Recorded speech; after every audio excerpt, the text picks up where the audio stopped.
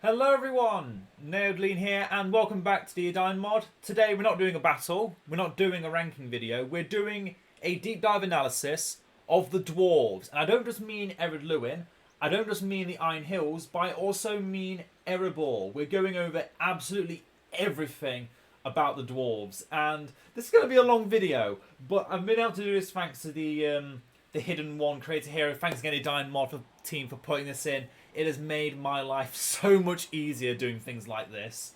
And yeah, there's going to be a lot to talk about. I'm going to try and talk about absolutely everything I know about the Dwarves. Every single power, units, every sub-faction strengths, weaknesses, their purpose, their advantages, their disadvantages, who they're good against, who they're weak against. Pretty much as I can for anyone that is either new to the Edain Mod, is a regular player of the Edain Mod but doesn't know much about the Dwarves, or is a veteran player and can learn some things I didn't even know about, or can tell me a few things that I didn't know about. It's all a nice little working experience, and if people like it, I'm willing to make more, because what you like, I will like doing as well, because that's how the channel works. So, let's begin. Firstly, I'm going to talk about the powers of the Dwarves. I often speak about most of these, but some of them I ignore, not because of where they are in the power tree or such and such. It's just that I don't typically look towards them, and one of them I'm actually a bit cursed with. But anyway, let's just go over each of these quickly. We've got Kark's Ravens. Target a building, the birds will surround the building and give it armor and vision range. So on a tower, for example, that extra 100% vision range can give a lot of vision, which can be very useful when it's in fact a permanent aura on that building, as long as it exists. If you move the birds or the building is destroyed, then the vision is gone. But it also weakens enemies nearby. So this is a very versatile power that doesn't need a lot of micromanaging. You just target a building and that's it, you're sorted. It's a nice little staging power. Next we have Rallying Call. It's the Horn of Name a Faction. 25% attack and fear resistance. You get the nice little bomber horn, which I quite appreciate. We've got Lone Tower. Everyone knows it from vanilla. It makes a tower. You can put units into it. Let me just check that. Yeah, you can put a unit into it. You can move it out, such and such. You can put a rally point to where you put that when it comes out. And you've got the Undermine power. You've got the Weapon Art of the Dwarves, which is the first new power that came in quite recently. I say recently, it was about a year and a half ago. It gives all Dwarves units that have basically all their upgrades just get more damage and armor. It's amazingly advantageous for when you've just got the money to make those upgrades, especially if you go a lot of mine shafts, because that gives you more cost reduction on your upgrades.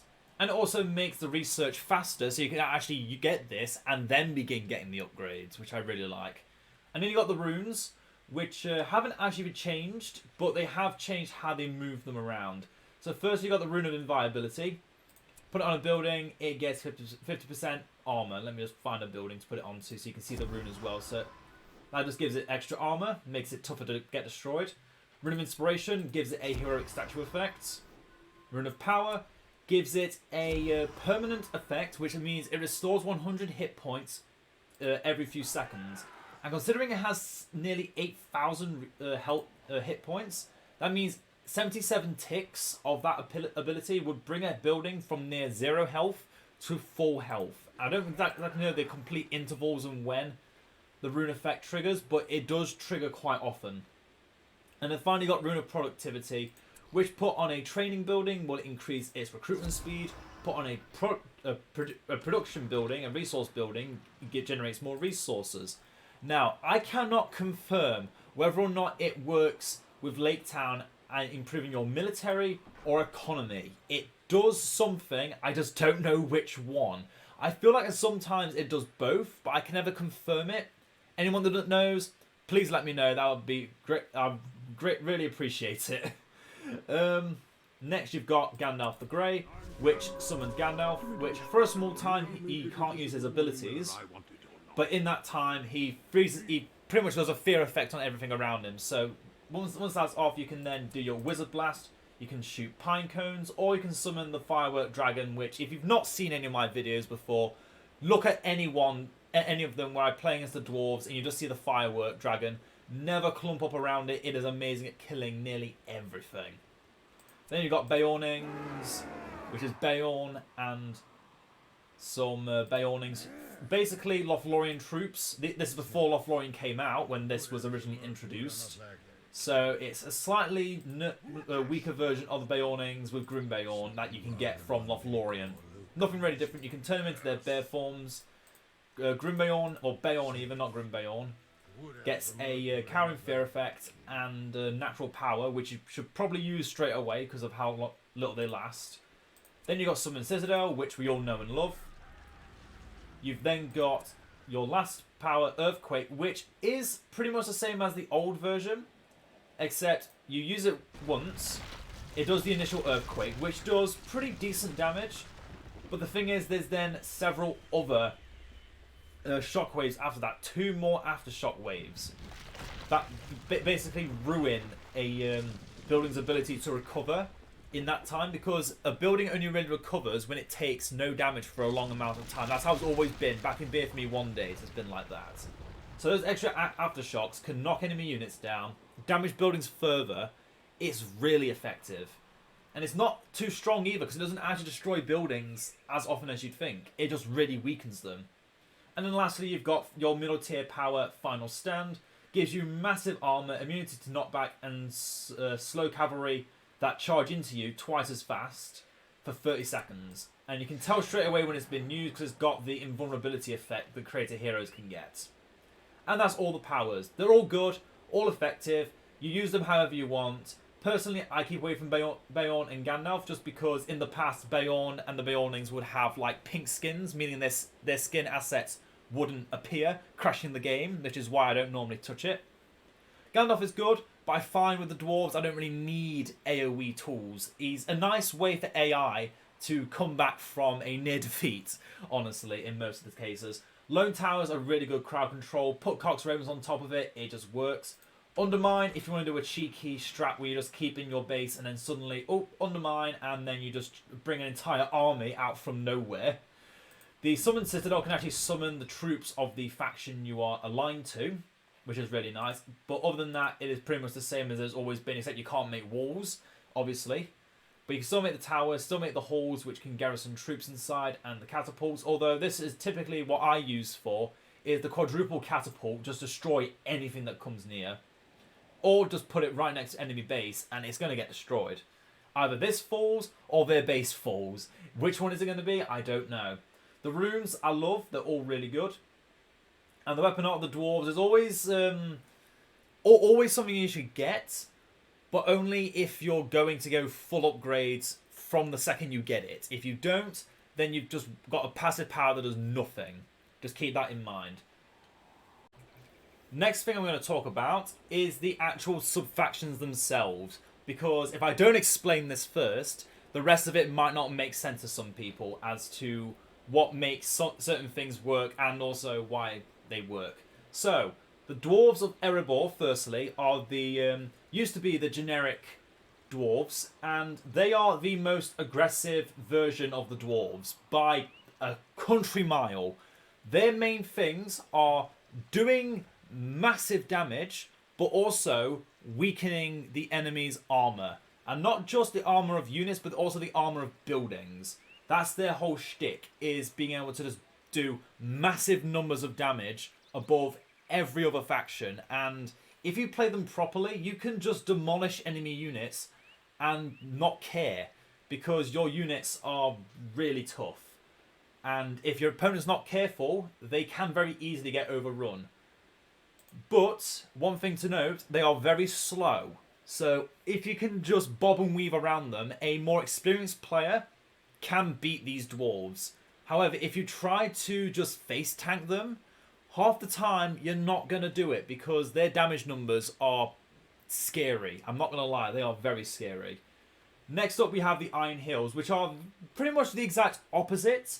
Instead of focusing on doing massive numbers of damage and weakening the enemy's armor to do more damage, the Dwarves of the Iron Hills focus on reducing the damage they get dealt by having massive armor stats but also weakening the enemy's damage entirely through several different means. First of which are, for example, the Guardians have a stance that gives them more armor. Their shields also give them more armor. The crossbowman can get a lot more armor just for a reduction in range. Spearmen can get a formation that gives them just more damage and armor generally. And then you've got the Ram Riders, which if you charge into units, they just do those units do less damage. Period. And then you've got the Battle Wagon that does weakens enemies' damage. You got the trophies from the Eremithan Bastion that weakens them. You can pretty much make a unit do next to no damage, and your units be constantly in the green health pool. It's kind of scary that if you put all that together, it just nerfs someone to the ground. Now, these aren't as good with mobility as some of the other dwarves, but they are better than the Dwarves of Erebor. They're not as slow, and you've got dedicated cavalry, which is, honestly, this cavalry is the saving grace of this faction, because although I just talk the Bastion up by having the trophy heads, I personally don't like this Bastion for many, many reasons. But, they have the best catapult as well. That's kind of cool. And then lastly, we've got the Ered Luin Dwarves, which are the most versatile of the Dwarves. They're the ones that require the most knowledge and micromanaging because of their large pool of heroes and how they work. But if you know how to use them, they hit so well. You've got dwarves that move fast, faster than most humans and faster than most elves. Let that sink in. As I just mentioned, that they also their thing is moving quickly, but also reducing the speed of their enemies. Now, on paper, that might not make sense. You might just think, okay, in an all-out brawl, what is speed going to matter? It actually matters a lot, because a unit like an Ered Luin Guardian can come in like a cavalry unit and attacking from the flank do more damage than cavalry because of their constant triple damage from their sharpened axes doing flank damage. And then on top of that, if enemy cavalry tries to come in, they will just get slowed down so much they cannot escape. You can charge in and trample with the unburnt, and you can shoot from ranges that honestly exceed nearly every other if you put the Ered Luin archers onto a wall with the Raven Lair upgrade. You can have a total of 45% bonus attack range, and don't count my word on this, but I'm fairly certain on the walls you get an extra attack range bonus anyway. So you just get exceptional range and speed superiority. And then even if you're forced to fight in brutal melee, your heroes more than make up for it. Especially when you also work in the powers as well. Unfortunately, the catapult is probably the weakest because it only fires one shot. But honestly, I don't use the siege. I don't see any reason to use the siege, so nah. But again, this sub-faction is not for the faint of heart. It's not for the person that is first going into the Dwarves thinking, I'm just going to play the company of 40 and I'm going to have fun with it. You've got to really make everything click together. If you make everything click together, it makes it so much more satisfying. And honestly, it's worth it. It is worth every single trial and error fight with the Dwarves of the Ered Luin. In a straight up brawl, I would say they would lose to the Iron Hills and Erebor just because they don't have the damage, the armor, the health. All they have is speed. But if you know how to use it, you can honestly beat both of them together if you know how to use it and you use it well enough. Next, I'm going to be talking about their basic units, which all come from the Hall of Warriors. I'm not including the Outpost yet. That's going to be a separate thing a little bit later. But firstly, for the basic building, you have the Hall of Warriors, which gets all of your dwarves. You have a Guardian unit, which is your sword and board, or in this case, axe unit. You've got your pikeman unit, and you've got a archer or ranged unit, and then you've got your elite units. And each Guardian unit gets a special upgrade, which I've mentioned 2 of them, but I haven't mentioned the last one. And then you also get your siege units, but I'm going to also talk them through separately just because of how many there are. So, firstly, again, let's go to Erebor first. The Erebor Guardians, as I mentioned, their thing is weakening enemy armor and just doing massive amounts of damage. Their passive effect is anything they touch just has less armor. 15% less armor for 30 seconds is incredibly long, considering the fact that nothing normally lives for 30 seconds. A building at a stretch will live 30 seconds, but you're going to be hitting it more than once and resetting that timer. But then also, you get all the upgrades, and the War Masks give you a bonus aura of just weakening armor around you. I don't know the exact percentage, it doesn't give the exact percentage, but if I was to hazard a guess, I would say it'd be 15% the same as the Hammer Strikes. Then your Phalanx are probably a bit of a more of a hybrid unit than what you'd think. They're called the Ravenbeak Warriors, and you can see they're a bit more like a halberd polearm because of the fact you can turn into a Hammer Strike, which for 30 seconds just means to do bonus damage to infantry and structures, but you do less damage to cavalry and monsters. And I don't know the exact how that exactly works, but I think they changed their damage type from specialist to slash, basically. And for somehow it also, I think, reduces their revenge damage. Don't quote me on that, but I have seen monsters and cavalry charge into this unit while Polearm Hammer Strikes is active, and the trample just doesn't really go through. It's a bit weird, but in a melee conflict, you will want to use this because your opponent will not suspect it when they need to. And then we've got the Axe Throwers, your ranged unit, which are honestly are my favourite of the three, just because you don't have to get fire arrows to upgrade them, because they use forged blades. And they get cutting axes, which is again a 30-second timer. You just do more damage to anything without heavy armor, which basically means you're getting chop damage. Which again, if you don't know damage numbers or types, well, if you want to learn about them, just let me know. I'm more than willing to make a video about them because there's actually quite a lot, and it's actually quite interesting learning about them. Anyway, back to this. Basically, it's just more damage. Anything that doesn't have heavy armor, you just deal more damage to. So this is a very early game ability. All game ability against Mordor, against goblins most of the time, but it can fall off in the late game. But to be fair, their damage is already exceptional. You don't need to worry about the that cutting axe's ability in the late game. And then we got the Archangard, the creme de la creme, what I call the best infantry unit, and I still stand by that because of the fact they have already 1100 health at just level 2. Full upgrades are amazing, and their ability just gives them 50% more damage, ignoring heavy armor, which again in terms of actual damage names gives them Orc damage, which it basically means ignores heavy armor. There we go.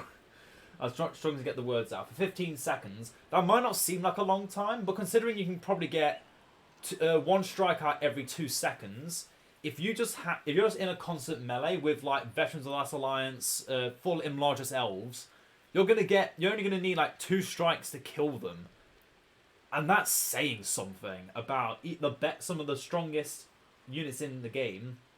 This can just beat them down really, really quickly.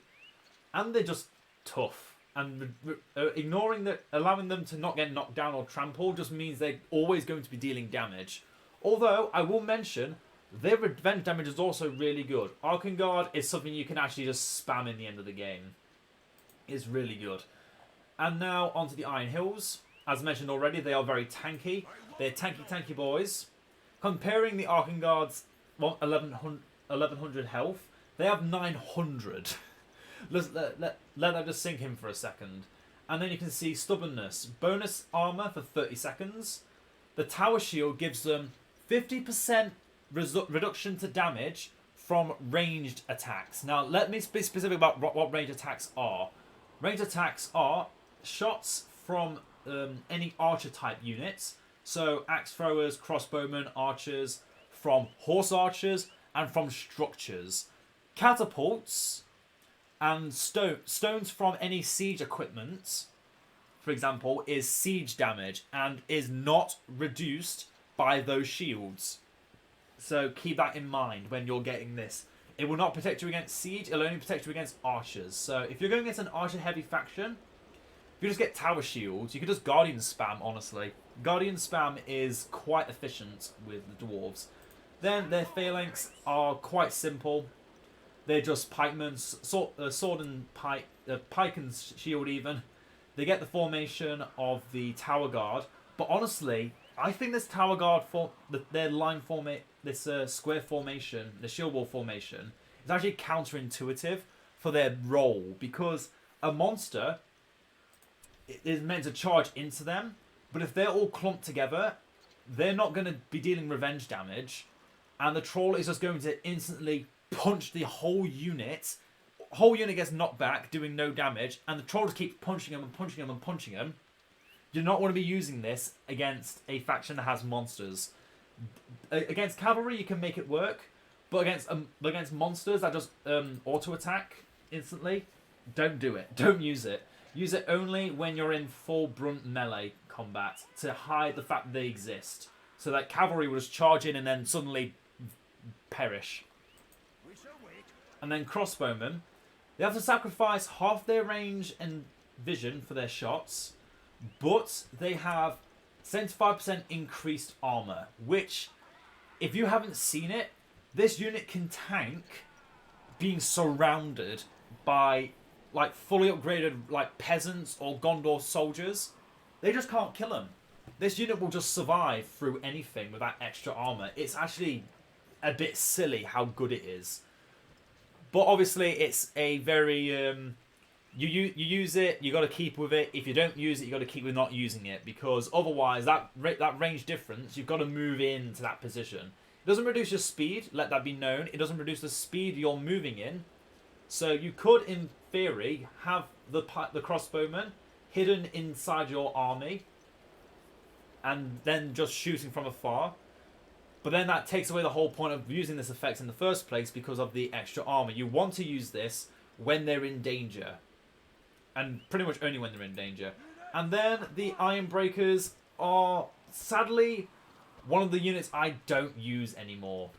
Because of the fact that I'm fairly certain that half of their ability, that was the text that was removed for it, still exists. So when you switch to the pickaxe, you do knockback damage, but you have reduced attack speed.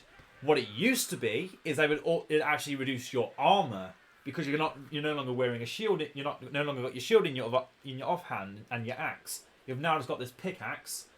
So I did a bit of testing, and yes, you do still take the bonus damage while you're in this formation. So as long as you're in sword and board, you're safe. If you switch to the pickaxe, you have to worry about not having extra armor. You may be tankier than even the Arkengard, but the Arkengard will smash through this unit so quickly it's not even funny. Lastly, we come to Ered Luin. Let me just get the camera positioned correctly. There we go. As already mentioned, the Ered Luin Guardians, they get sharpened axes, which turns double damage from flanking to triple damage from flanking.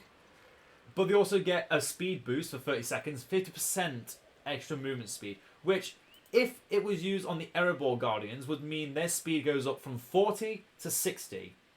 I don't remember the actual number for the Dwarf Guardians. It's either 50 or 55. So it goes to 75 or 90, which is approaching cavalry level. That is actually battle wagon speed level, which is actually a bit insane. You can use these very quickly just to trample, just to close a distance, run away. They're just really good at surviving. The Ered Luin Pikemen, their whole thing is just passively slowing down units by 50%, which if you boost it with the final stand, it is almost a 100% trample deceleration, which is insanely strong. The enemy wouldn't be able to get away fast enough. They wouldn't realise that it's just too late. They're just stuck there now. They have to accept they are going to perish by the hands of these pikemen. And then there's the archers, which I think are a bit of a black sheep. Yes, they are probably the weakest of the three. But if you, again, put that extra range into effect, you can actually, I think, outrange some siege units that get a little bit too close. You can just shoot past them and even, I think, get range further then Galathrim. Not past Karas Galathon Guardians, they will always have the longest range, but Galathrim themselves can actually have less range than the Eredluin Guardians. If you put them in skirmish formation, you give them the Raven Lair upgrade. I think there might be something else. I think if you put them on the wall, they might get extra vision, but that's just me thinking maybe it will work. But yeah, and then finally we have the Unburnt, which get the charge attack, which is an actual charge I would like to mention. It does charge, and I don't think they take revenge damage for it. But they gain a massive speed increase as they do it, so it could be a tool to get into combat. It could be a tool to get out of combat. But yeah, it knocks opponents on their ground. But it doesn't mention the fact it deals a lot of damage doing it as well. I'm fairly certain it's the same as having like 2-3 attacks as doing that charge. Always use this when you can. It is so worth it. It's so strong. I'm now going to talk about the different Outpost units because they are quite impactful. These units are meant to try and cover up the weak points in every faction. So as I mentioned before, with Erebor having slow movement, the Men of Dale have a march formation. Both the infantry units have a march formation that can give them bonus speed at the cost of damage and armor, which basically puts them on par with the Dwarves of Eredluin's speed, which is quite funny actually. But you do need to keep in mind that these units are quite weak, so you're meant to use this kind of formation as a getaway or a get in tool. Once you've got into the battle, make sure to turn it off. Otherwise, you're just losing damage and armor for nothing. And then the archers, which are meant to be classed as a elite unit, I'm still a bit skeptical about the whole this unit's elite, but they do have the black arrow effect, which can reduce the range of archers by 50% if you put that on the on who is it called? The Iron Hills crossbow, and that pretty much makes their range melee, which is a bit silly, but also causes fear and deals more damage against monsters. Which you're meant to use them on monsters. They're black arrows for. I mean, the whole thing with Bard and Brand with the old black arrow kind of makes it obvious. This is a monster slaying effect. Really good against dragons, if you didn't know. But honestly, I use this effect mostly on trolls because a troll coming in can be quite deadly against the dwarves of Erebor. So have the black arrows ready. You can you can't also acquire them, which is good. Just left click, select the monsters. Monsters are quite easy to select because they're big targets. They just start running away, and then you can just shoot them from afar. And if they're Mumakil, then the fire arrow damage becomes impactful. Because if you don't have the fire arrows from these, you're not scaring Mumakil, and Mumakil are... Let's just say, Mordor is the strongest faction against Erebor. Let's just put it that way. That's my opinion on it anyway. Then from Ered Mithrin, the Ered Mithrin Bastion, you get the Ered Mithrin Guardians, who get a bonus speed effect for 20 seconds and a fearless. The fearless effect isn't as impactful as you'd think. There's not a lot of fear effects in the game, as you'd think. A lot of terror effects, but not fear. There is a distinct difference between them. But the 30% extra movement speed is actually a bit wasted against dwarves that already move quite slow. And it's less than the Eredluin Guardians. I'm mainly bad-mouthing this because it used to be a effect that was make them resistant to magic, poison, and fire and stuff. Which, honestly, wasn't any better. But you get nice shimmering effects. Well, you used to have a nice shimmering effect when they were moving a little bit faster. There you go. You can see the little trail behind them. But yeah, even with that, you can tell there's not a lot of difference in that movement speed. Then you've got the hunters of the Ered Mithrin, who instead of spears, instead of axes or crossbows or bows, they use giant spears to try and hunt their enemies, and they do specialist damage, which is honestly awful because specialist damage is meant to kill monsters. But honestly, the dwarves of the Eredluin have no problem against monsters, so it's another weird case where this unit exists, but it doesn't really fill in the weakness of the faction.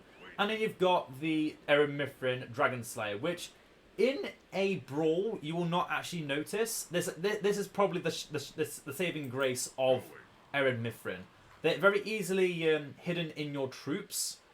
They can switch between sword and that little mace they have, the Morning Star, which has an area effect, which is actually really good for these dwarves because they don't have a lot of big conal AoE effects.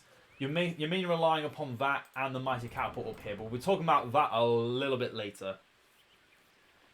But yeah, honestly, I'd say that this is still the weakest of the 3 outposts and still the weakest of the 3 unit rosters, just because they don't need them. And then lastly, we have the men of Lake Town, who can, well, firstly, the soldiers can slow enemy infantry by 50%, and anything trampling them is slowed twice as much. So that is kind of like the Ered Luin pikemen. But this unit kind of does it a little bit weirdly because these guys get trampled, they will die. These get trampled, the cavalry will die. So it's a weird one. But slowing anything down is still really good because then you can just, if they try to run away, firstly, no they can't. And secondly, they'll get really butthurt if they do.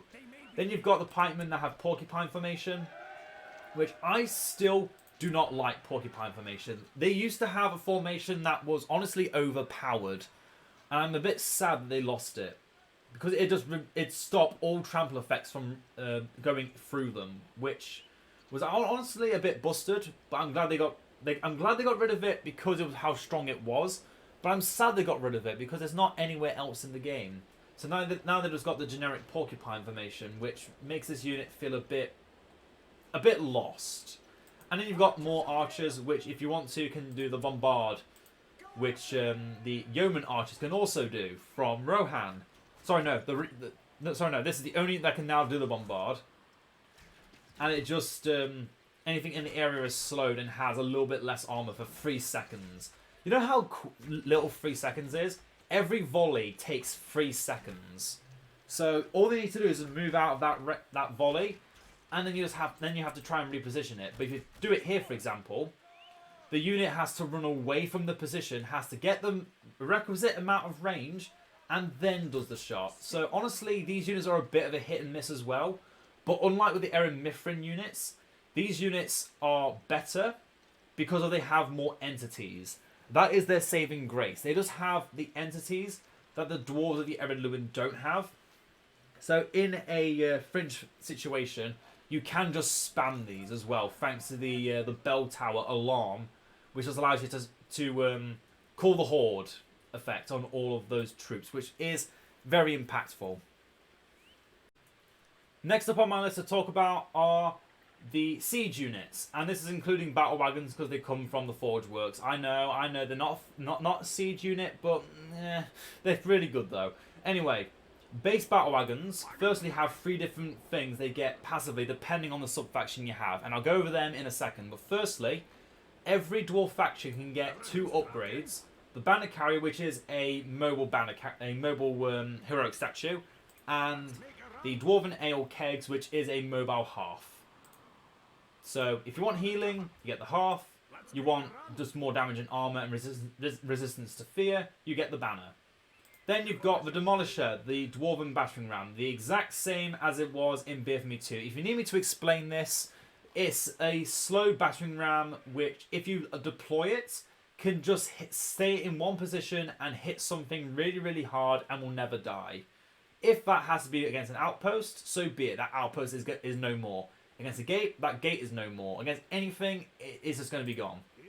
Then we have the Earth Hammer, which, though it is quite fragile, like most siege, it actually can do massive damage if left alone. And it makes everything else weaker around it. So, yeah, be careful. Any buildings or machines nearby suffer damage and take more damage, but walls take even more damage. So if you're trying to destroy walls, that's really good as well. Then we have the Miner, which is a bit of a weird one because it's very unique. You don't have another unit like this. It starts off as just a lone dwarf with a pickaxe, but you can see the little orange aura around it. Anything in that aura, if an enemy building is within that aura, you can then dig a tunnel into the mine network, I say the mine net. You just put a little stone hut, and then you can just attack any building in that range. And if, unless you destroy the little tunnel you've made, or someone destroys a tunnel for you, like, for example, siege bombarding you, then you can just keep damaging things, and even damage things over walls with no penalty. So anyone that really bunkers down and tries to defend using, catapults or anything like that, if you use this this miner, you can really punish someone for sitting in their base doing nothing. And if the opponent isn't paying attention, you can hide this in like scenery. It's quite effective. But now we come to the main events. Every single faction's individual catapults and battle wagons. Firstly, the Erebor battle wagon gets phalanx, which just means they do more damage, which, surprise, surprise. And then you also get the wheel blade, which means they get slowed down less while crushing. So that just means they can just attack more things constantly, just trampling, while dealing more damage thanks to the phalanx. Honestly, the phalanx battle wagon is probably the one you charge in with the most. Erebor is where you just charge in the most, and whatever happens, happens. And then the catapult is the vanilla catapult, the exact same, 2 shots, easy peasy, wham bam, thank you ma'am. That's all you need to know.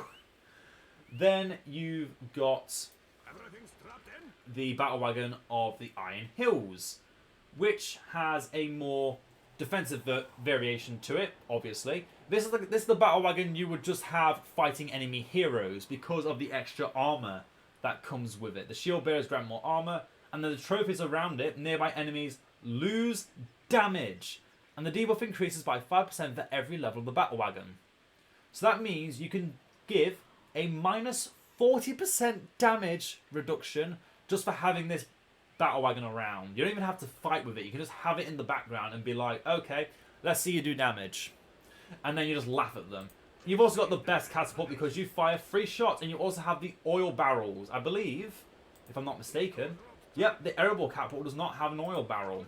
I'm fairly certain the Iron Hills catapult might be the only one, but we're about to find out as we go over to the Ered Luin, which of course has the most weird.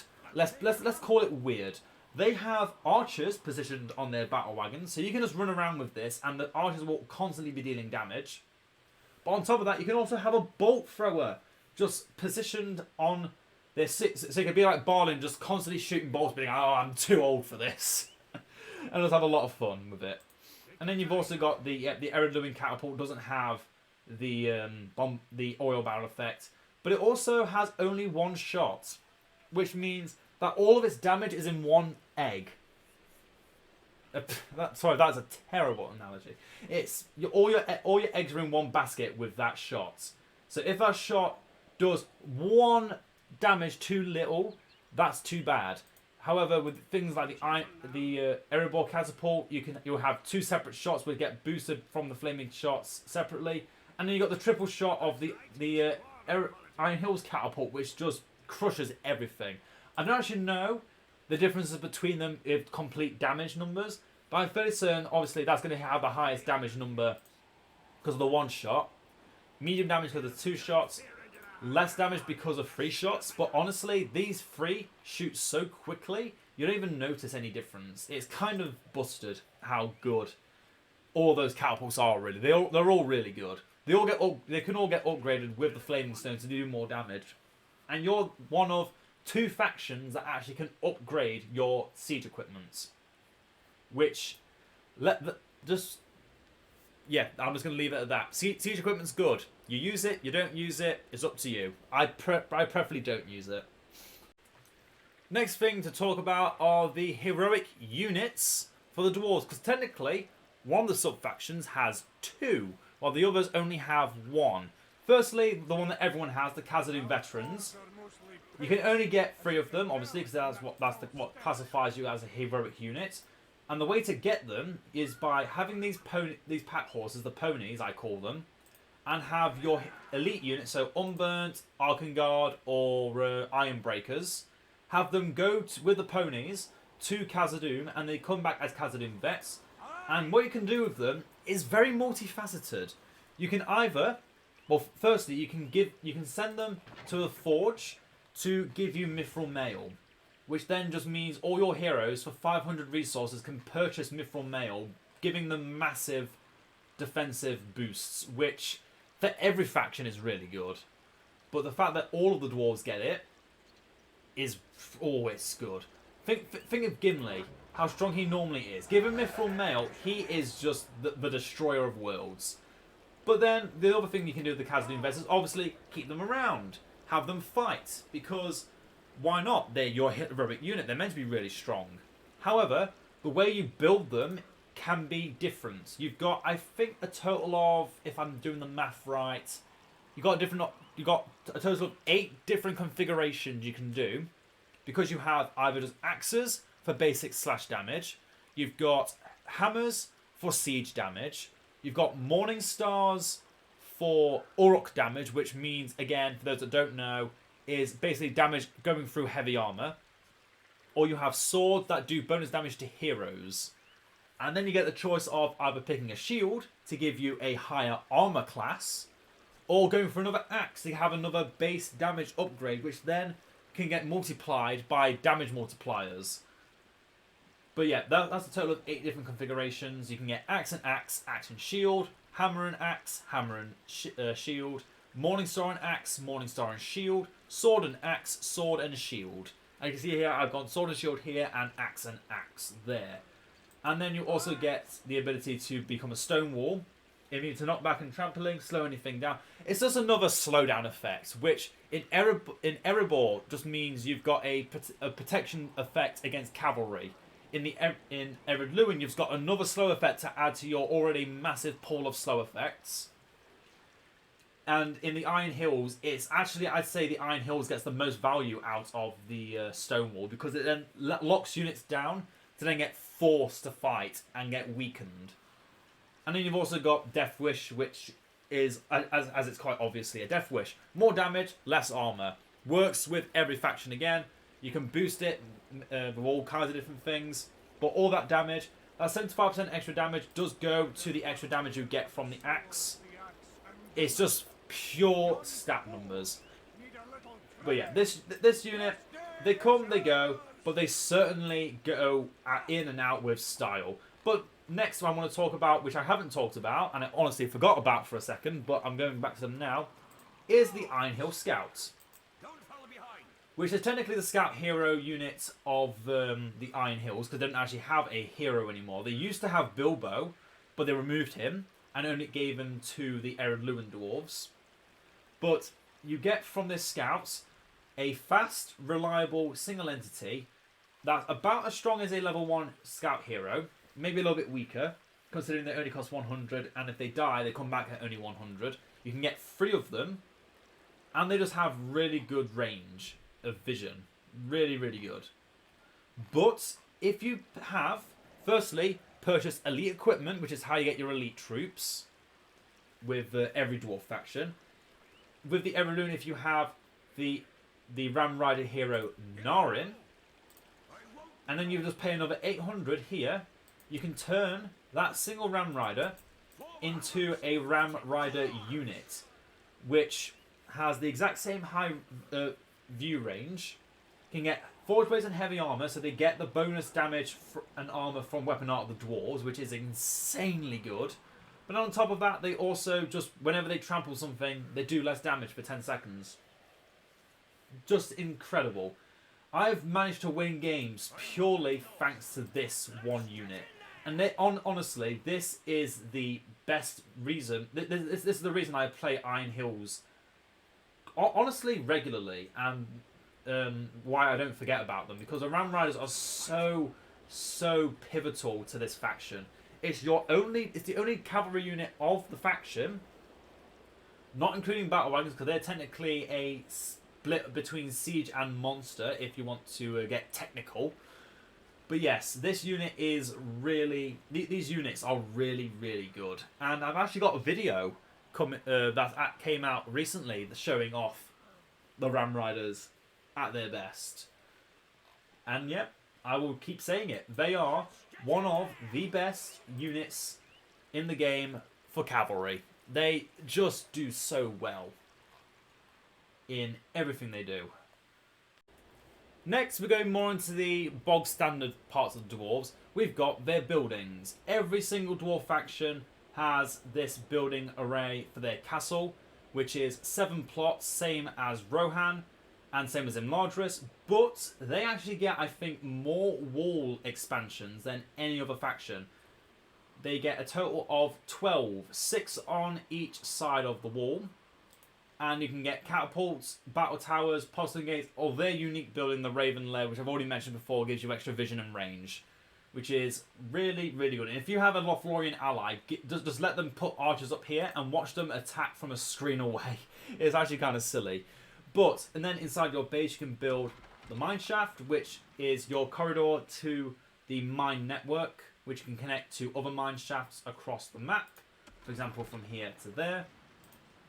And it also decreases the cost of unit upgrades. You can also build the stonemasons, which increase the health of all Dwarven buildings, which is also really good. I don't think that includes the Lake Town and Dale, but I think it might include the Bastion. I could be wrong on that. It does just say at 10,000. I don't know if the numbers actually increase or decrease, depending on how many you have. Let's actually test that out.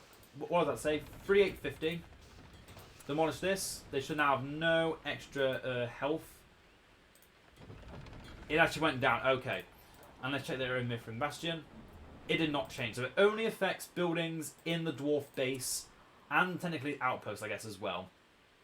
Then you've got the Hall of Warriors I've talked about, where you get all your troops and most of your heroes. You've got the Forge Works, which we get all of your siege and how to upgrade your siege units.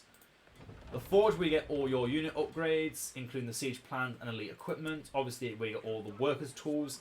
And the unique thing about the dwarf workers' tools is the fact is why it's called the Dwarven workers' tools and Forge Dwarven workers' tools is that it also boosts the level of your Hall of Warriors and siege works to level 2 and 3 sequentially.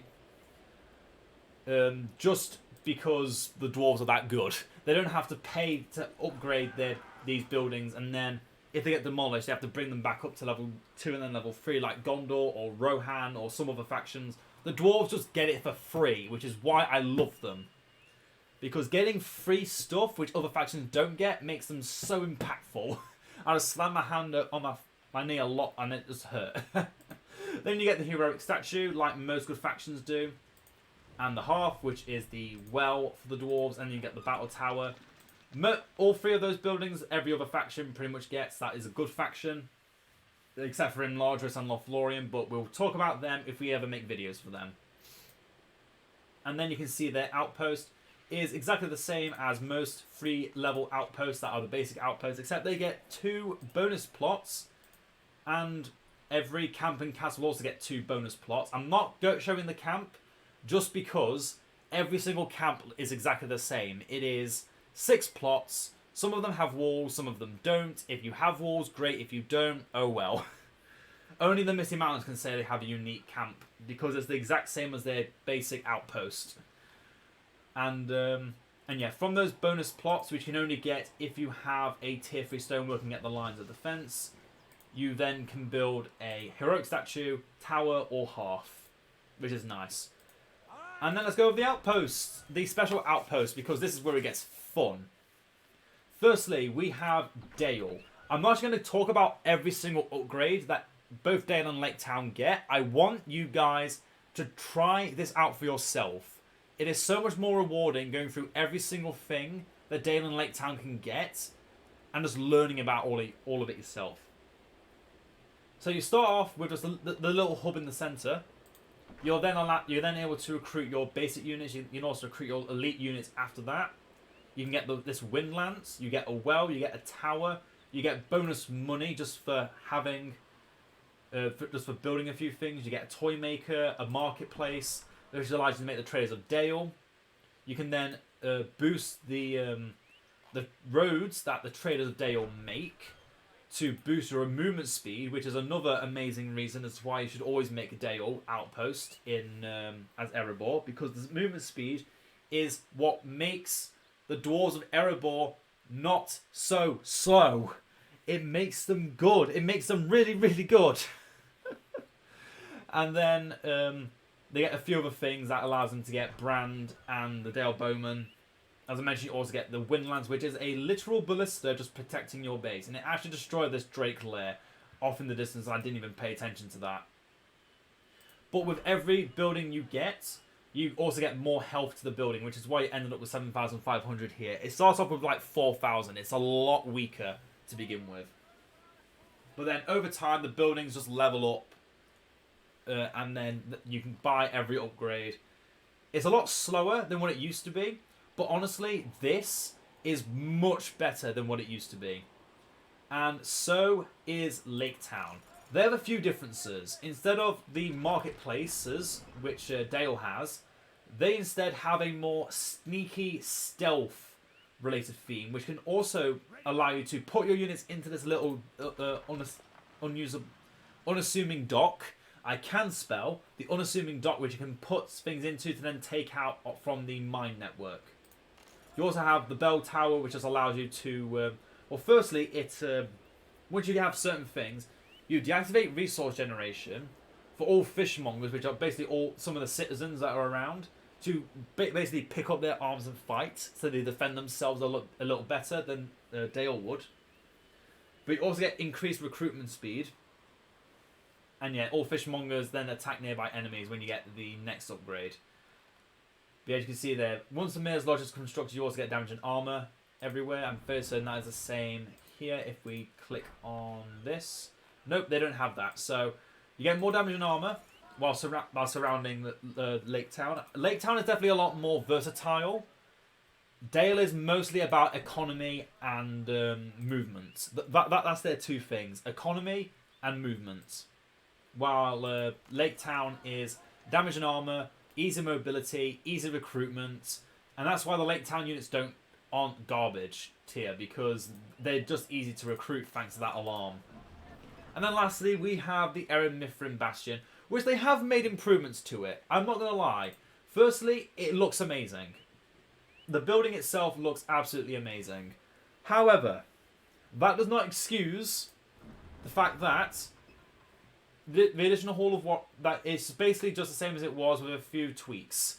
The additional Hall of Warriors means you can recruit your units faster. The Dragon Trophy is a heroic statue effect, but also is a House of Lamentation effect. And if you don't know what that means, it basically means it's an AoE damage reduction effect. So again, if you stack everything up, Battle Wagon nearby, have it level 5, trample something with Ram Riders, have them in the range of the Dragon Trophies, you can make your enemies do next to 0 damage. And it is actually silly how impactful that is. Then you have the Border Wardens, which adds defenses to the building, but also, as a nice little addition, everything you can summon through powers gets 30% extra armor, which I like. I like the fact that it gives them extra armor. I don't know why it does, it just does. And then finally get the Mighty Catapult, which is obviously that beautiful little catapult up there. You can just have it shoot at a, I think 2 screens away, I'd say, is an adequate range. And it does pretty much destroy nearly anything it touches, but let's have a look at what does these Drakes. It does 1/4 of their health, which, considering I'd say these fire Drakes have about 5,000 health, that's 1,250 damage to a dragon. It can immediately destroy, however, a spider lair, the spiders around it, and the rubble before the rubble even gets to exist. It just destroys it all at once. But you put that into practice, and that's about as good as an explosive mine from Isengard, except that has no timer. The mines have no timer, and you can just blow them up instantly with berserkers. But that's potatoes and potatoes, really. But other than that, the Erin Mithrin Bastion does nothing else, really. And I think that's what is its main weakness. It's not good economy. It's not great military, honestly. These units aren't that great, and they are a bit on the expensive side overall. And you have to actually be around it to have that Dragon Trophy effect work. If it was an effect you could put on, like, on just these troops, it'd be I don't know. I don't know what this needs, but it needs something to feel fresh again. Because at the moment, it does just feel like something that came out with with the Dwarves back in oh god, how I'm gonna feel old now. What was it, like 2019, 2018? How long ago? How old is this mod? I don't remember. But yeah, the Erin Mithrin Bastion unfortunately feels still like the odd one out of all the outposts. It doesn't feel like it belongs. These two outposts, however, have had the complete opposite. They got given the love they deserve, and it is just worth it. I love those. I love these two outposts now. I would almost always build these, and I would always incentivize people to build these if they just don't know much about the Dwarves. Just build them. Look at them. Look at this. Look at all the detail put into this area. And you can only get all of this unlocked if you keep building it up. You're incentivized to build it up, and I love it. I love everything about it. Anyway, I've rambled enough about the outposts and all buildings. Have I talked about everything else? No, there's 2 more buildings to mention. The mine shafts from settlements. I've already mentioned the mine shafts. Send units in, send units out from other settlements or from your base or outposts, such and such. The lumber mill, which used to decrease the cost of siege units, now just acts as a way of not taxing yourself because it is not part of the supply routes network. It's basically the same as the Isengard mine lumber mill. You get labourers with different colours depending on your faction, sub-faction, and then you just make money. It is just free money that has no interest on it. But you do need trees. You can see these little labourers are going far and wide trying to find trees. And then lastly we have the pony camp, which I've already mentioned before. You make the pony camp to get the ponies. You put the ponies with your elite troops to get the Khazad-dûm vets. You use the Khazad-dûm vets to get heavy armour, to get mithril mail even. You get the mithril mail for all your heroes to make them OP. There, that's it. That's all of the buildings. Remember I said at the beginning of the video when I didn't want this to be long? I'm just realising how long it's taken me to do all of this. I'm regretting it. Anyway, heroes. Every faction has a unique set of heroes. I'm going to go over them very quickly because anyone that hasn't seen them already should have a look at them. We've got Nori, who levels up passively over time, unlike most heroes. And when he does, he gets the mithril shirt instantly. He can move fast with his ability because he's a scout hero. He can summon his brother Dory.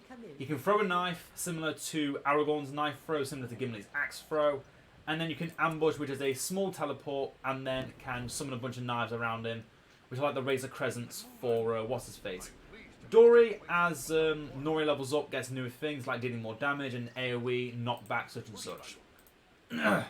Glowin can turn any building into a mineshaft, which is really cool. Which is basically the same as the Lake Town mineshaft when you think about it. Oh, but it's pink. Oh, that scared me. That's the same building, by the way, as the actual mineshaft builder, but it's very quick. You got to use it very quickly before it goes away again. There it goes. Then you get Shake Foundation, exactly the same as it was in BFME 2, and Shatter Hammer, exactly the same in BFME 2. Just has a nice little new portrait to it. Boom! Break things. He's a siege hero, and his passive ability is allowing siege damage to be even more impactful, and they just repair while around him, which includes battle wagons, I believe, by the way. Yes, siege engines. I'm fairly certain. Yeah, nearby machines to get recovered. So that means battle wagons, if they take damage, go visit Glow, and he's the mechanic for you. Then we have Thorin, the third stone helm of Erebor. Has those twin weapons at the ready. He's exactly the same, however, as is... Wait, where is his counterpart? Oh, there he is. There's a slightly different portrait. You can see he's not got that extra beard to him. Not the extra mustache and beard. But if you look at them, they're exactly the same. He does more things. Oh wait, no, there's actually a difference. Hold on. Okay. The young version has more armor, the less health he has. The Erebor version has more damage when at low health. That makes sense, honestly. More damage and resistance to knockback. Double damage but less armor. More speed. Enemy heroes sustain more damage. And then he has the revenge effect, which just allows him to do massive damage and heal himself. And then obviously he can get Mithril Mail. Same as all the other dwarf heroes. Then we have Gimli, who can throw his axe, he can leap, he can do his Slayer effect, but his new ability that isn't from vanilla is Stubbornness. Everything around him, sorry, it used to be everything around him. Oh yeah, causes units to only target him, but he takes more damage at the cost. He gains more damage at the cost of some armor. So it's a very reckless ability. But to be fair, level 8 Gimli, 7,000 health with Mithril Mail. You don't need to worry about health. Then you've got Edain, who's always the same, even when you have the ring, which is why we have who's his name over there. We'll talk about him later, along with the other 2 ring heroes. Edain, the more he attacks, the more damage he deals, and everyone around him deals more damage. But only gets triggered once every 25 seconds for a 15-second effect, which is, you know, always good. Charge command, bonus speed. Again, another thing about speed. For anyone that charges towards the banner and any enemies near the banner that he can place down. But the banner has to be placed down near enemy units. If he's angry, he can ride on his boar in his aged state. And he can also summon 5 battle wagons, which are basically every single battle wagon I've already showed you. If you didn't already know. So use that when you just want to really harass someone. All of the Erebor Dwarf heroes are very aggressive centered. Oh, I almost forgot. There's Brand the hero. He in his bow form he boosts ranged units. In his sword form he boosts melee units. Which, to be fair, it should just be all around. Just have more damage for everything constantly. But he can toggle between his sword and his bow. He can summon his falcon, which allows him to scout enemy territory. Think of it like a singular Crebine. That is basically what that is. You can then trigger determination for 30 seconds. The bonus of the King of Dale effect goes to 50%, so that just doubles his effect. And he gets the inherited Black Arrow, which the longer you have this effect active and you don't use it, you can do up to 200% bonus damage if you leave it for 4 minutes. Honestly, this hero is ass. I'm not going to lie. Brand is probably one of the worst heroes in the game if I was to do a hero ranking video. And if I were to do that, it would be 2 hours long. There's so much to talk about with every hero. Oh. Pardon me, sniffly nose. It's getting to that time of year. Technically, this is not a scout hero, but I'm still going to mention it slightly. The Iron Hill Scout. Good scout. Can turn into those. We've already talked about these being an amazing heroic unit. But the singular scout is still a scout and is still really good. Then you got Murin and Dra, which have very similar abilities, but for their respective roles. Murin being a melee tank, Dra being the ranged damage dealer. Murin can make nearby units near buildings move faster. Again, a fast movement ability for the faction that doesn't have the mobility tools embedded into their kit. Is really important to notice and get. Charge of the Iron Hills. You want something dead? Well, there you go. It comes from the other side now. They didn't see that coming. And then you've got a barrage. We can target literally anywhere on the map. Even on the other side of the map, you can use it. Which is a pretty powerful damaging effect. Knocks enemies down and makes them feared. But the main thing is the fact it does medium damage to units. It's really good. And also I need to mention, while Murin and Dra are both around, Murin just gets more armor. And Dra gets more damage. His flaming shots and provides damage nearby allies. Murin gets inspires nearby allies and increases their armor by 30%. So 30% armor for everyone around him, 30% damage for everyone around him. He can summon his Pavass, which is the little shield on his back. Anything around the Pavass gains armor against ranged attacks and is immune to knockback and trampling.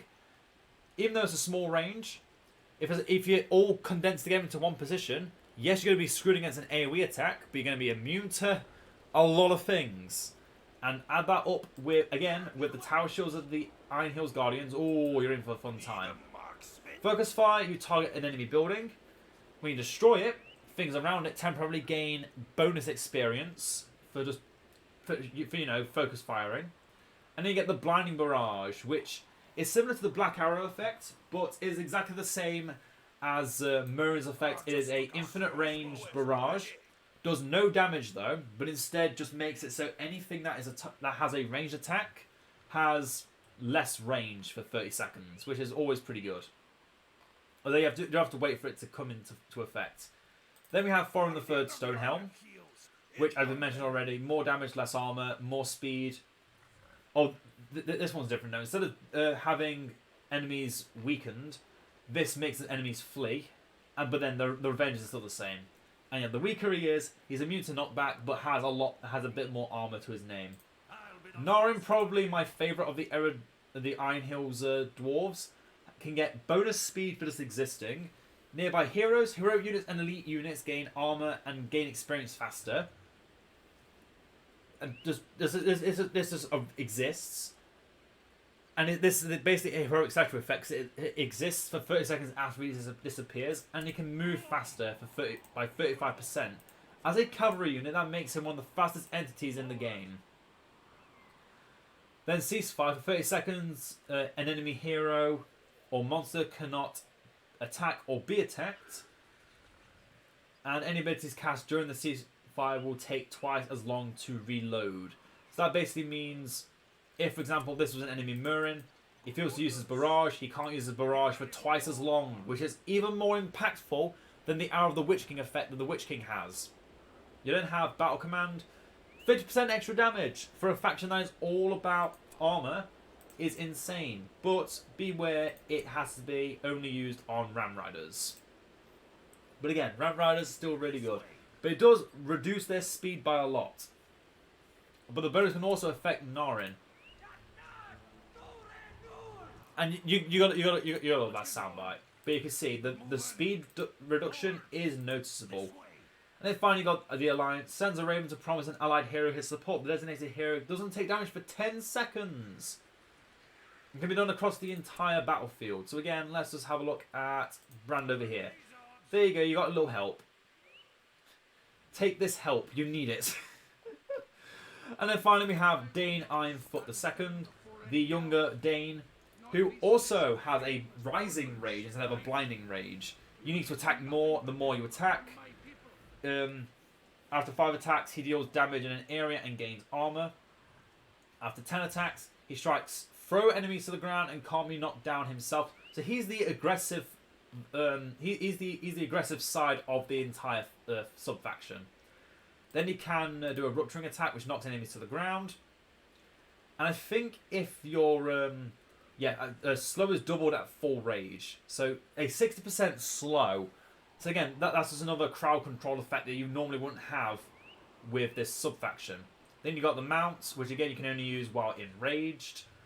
But you know, it's a mount, it's pretty good, but it's not. The thing is though, it's a weird one because you're only you're a singular entity that can ride a mount. But you can also summon some Ram Riders if you're on your board, which is always a nice thing. Or you just summon some Iron Breakers, which is also nice. As Dane. And now we move on to... my throat is dying. Now we move on to Ered Luin. We have Bilbo Baggins.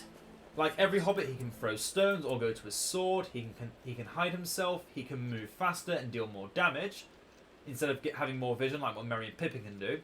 We can also summon 3 treasure chests, which each give 200 gold, which can be used as an amazing baiting tool against enemy units in general. If you put it in a very particular position, if the enemy tries to go for it, if they have the ability to get it, they will try and get it and ignore your enemy units, meaning you can just kill someone while they're trying to run to get some gold, which is an amazing debate against AI. It's so funny watching them just go in and perish.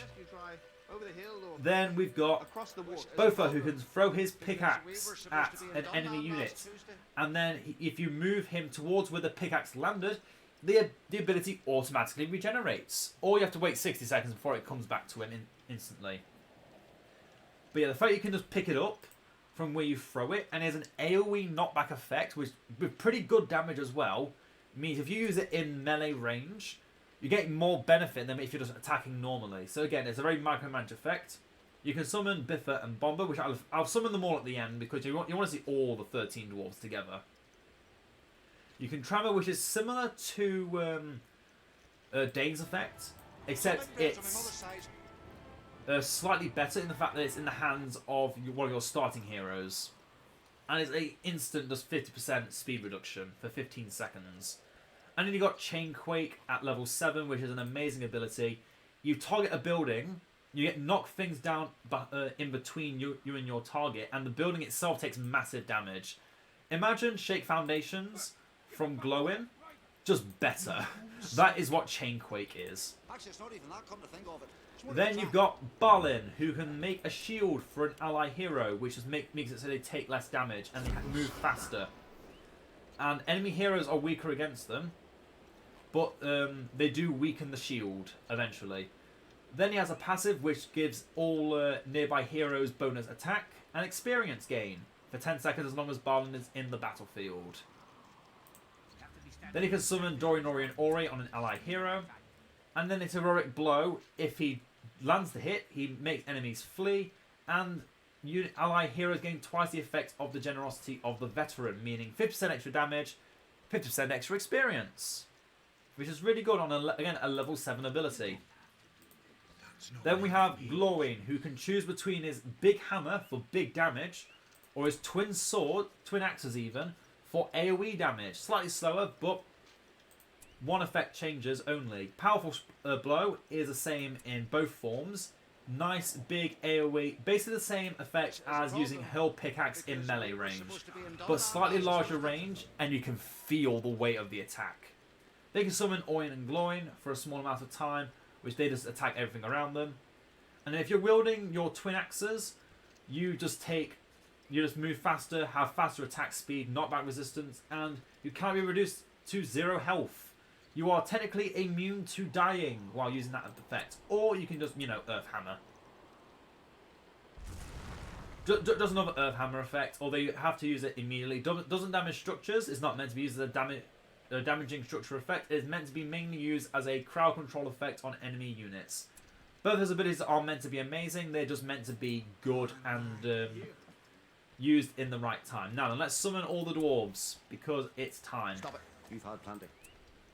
Summon all of them. Where's Balin? As we talk about Folly and Oaken Shield, who can summon his cousins Feely and not his cousins, his nephews Feely and Keely, who are permanents. I'll talk about them in a second. Once you reach level 10, you get the ability King Under the Mountain, which originally is just actually, I don't even know what the main difference is. I think it's just the radius of the resource gain is different. Oh yeah, and the range of the effect isn't map wide, but yeah, all units just gain movement speed. 30% movement speed for everything. It is just insane. Then you get Oaken Shield, which is himself and friendly units around him just have the invulnerability for 10 seconds. And then Gleam of the Archon at level 10. You just get all nearby enemy units are temporarily stunned, while ally units gain 50% damage. Just flat 50% damage. No negatives whatsoever. It is really good. And there go all the dwarves. They've disappeared. They've done their duties. One of them, I think, fell down on the floor. The others just vanished. Then we have Feely and Keely. Keely can switch between his sword and his bow. He can do a headshot, which combos with his brother's mark. Yep, Keely's headshot does double damage against a hero marked by that. He has a knife throw very similar to what's his name? Nori, except with this one it's mainly uses a slow effect to mark and then to headshot. They also both have Travelling Fair, which just gives them 1,000 hit points each to both themselves and foreign. So they're nice little support tools for your best hero of the faction. And then finally we have Bard, who summons his Thrush, the same as the Thrush for Brand. He can Bard toggles between 2 different bows. That's right, he is a bow main for a reason. He switches between his longbow for longer range but less attack speed, or his short bow for less range but more speed. Girian's Air. All nearby Lake Town units just have bonus experience, and you can toggle it on for a longer range at the cost of the experience gain. Instead, you just have base damage, which is still really good. You can smuggle, which just means you can hide units in an area, which is really good for a dwarf faction, which is known for their insane speed, just coming out of nowhere, zoom, zoom, zoom, just kill everything. And then finally got the black arrow. Triple damage against monsters and dragons. You're meant to do that. And then in good old Ered Luin fashion, it then drops on the ground where it is shot, so you don't have to pick it up again. And you can use it again. So that is all the heroes. Oh, I need to take a drink.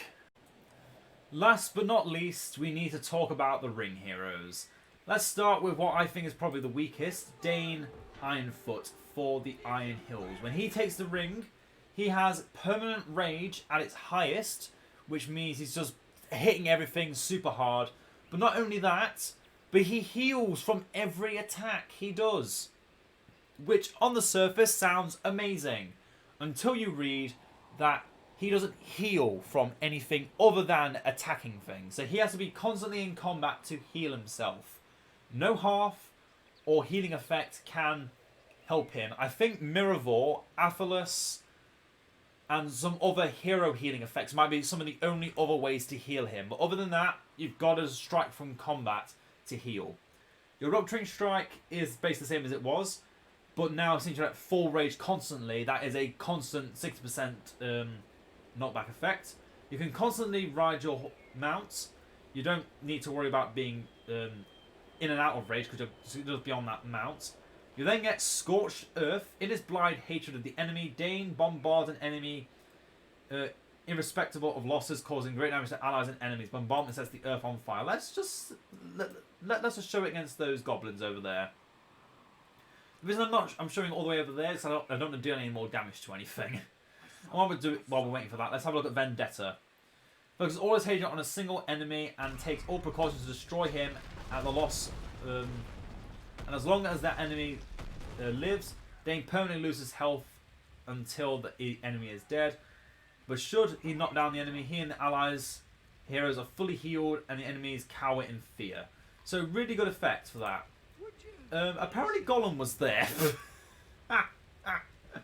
Well, so yeah, you saw the Scorched Earth effect. It burned everything to a crisp. And it was majestic. But nothing survived. Even Gollum just got boofed out of existence. So yeah, if you ever vendetta on anything, be ready to destroy it and just prepare to reap the rewards for it. But it is all a purely combat-related effect that this is. All you're doing is making yourself in melee, just in all combats, insanely hard to kill. But not impossible to kill. I feel like that's to be noted. Next we have Thorian Oakenshield, who, in his I don't know what you call it, blind greed, there we go. In his blind greed, makes it so all resource buildings make 75% less money, but you get Scavenger on steroids. You get Scavenger that if you kill a peasant, for example, a peasant unit of that is worth 150, you would get about 5 times that worth for destroying the entire peasant units. And that is in a large radius around Thorin, who also has splash damage and just more everything. He's really, really powerful. He also gets Durin's Forge, the AoE Balrog effect. Let's just show it off here. Oh, I just burnt the heroic statue to death. That's a shame. But yeah, massive damage on everything. And Gollum apparently is getting away again. The Immortal, instead of just being a small AoE, is now map-wide just invulnerability on everything. Foreign and all friendly units on the map are invulnerable for 30 seconds. Not 10 seconds, for a full 30 seconds. And then the Gleam of the Arkansas is exactly the same. So this one probably has the most dangerous change, but it's honestly not that bad as long as you're willing to accept it. But then at last we come to Durin, who you first need to give the ring to Edain.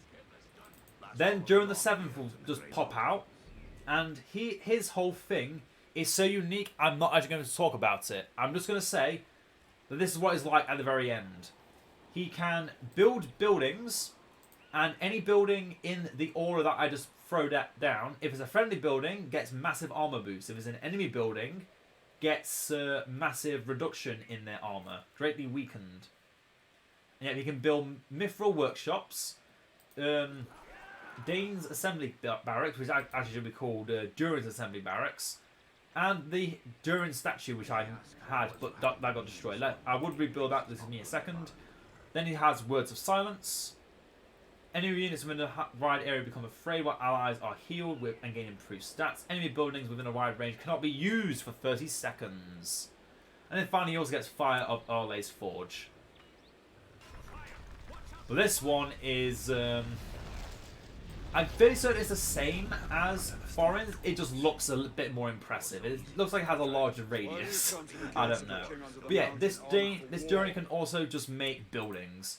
He makes a building that allows you to make any unit, or any of the basic units from all 3 dwarf factions. You can make this exploration workshop, which makes the mithril mines, which are currently making only 2 resources. But if you can put them on any mountain range, like right here, just boom, new building built. This used to be the Edain 3.8.1 thing, but yeah, now you can just build buildings, and these buildings are technically just heroic statues, but you know. You can make them anywhere. And it's the old heroic statue, which used to summon the old during the Deathless. But he is definitely one of my favourite ring heroes of all time. And yeah, I'm not talking about what you have to do to get to this. You don't actually start with this. You start with a much... you start with a dumbed down version of Durin. And you have to work your way up to what you get right there. And yeah, that is everything about the Dwarves. In summation, because I've still said so much, but want to make sure that this sticks in. Erebor's main thing is dealing damage and weakening the armor of enemies. The Dwarves of the Iron Hills thing is having massive tank potential while also weakening the enemies so that they just do not die. And the Ered Luin Dwarves are meant to be used as a versatile toolkit, which is a Swiss Army knife. Use it to attack, use it to defend, use it to run away, use it to run into combat. Just sweep the field up, just sweep the board and just start playing chess, basically, is what you're doing. Get rid of the checkers game, play chess, is what you're doing with Ered Luin. And honestly, all 3 of them have potential to be really, really well played. All these factions are really easy to learn. Except for Ered Luin, I'd say they take a little bit more time to learn. But all 3 of them have potential to be really well played by anyone. I'd say a starting player and a veteran player can play this faction completely differently, but still feel satisfaction out of it because they just have so much in their toolkits. They all have something that makes them really, really fun to play. And it's not just one thing. There's so many different things that make every faction want to be played.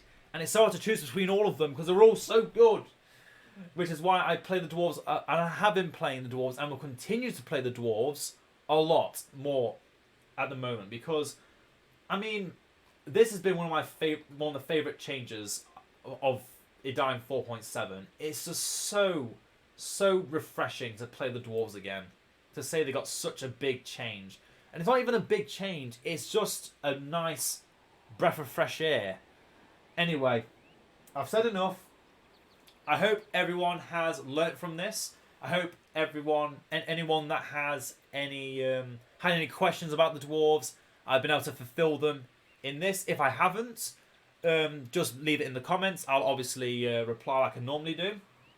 And if you have anything for me that I didn't mention in this video, let me know. Again, I'm more than willing to accept criticism because I'm not always right, and I'm willing to accept that. Anyway, I will see you all in the next one. Farewell.